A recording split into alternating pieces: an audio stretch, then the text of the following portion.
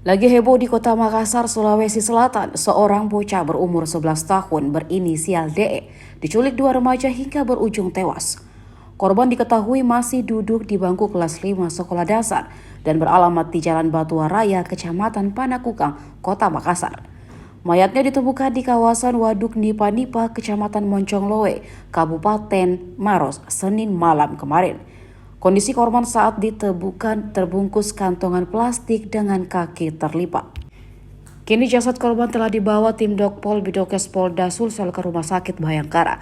Ayah korban yang dihubungi Tribun mengatakan jasad anaknya akan diotopsi di rumah sakit tersebut. Dari kronologi yang dijelaskan ayah korban, anaknya itu hilang dibawa pergi dua remaja berumur 17 tahun dan 14 tahun ketika berada di depan salah satu minimarket di Jalan Batua Raya beberapa hari lalu. Rekaman CCTV saat kejadian penculikan itu memperlihatkan dua pelaku mengendarai sepeda motor.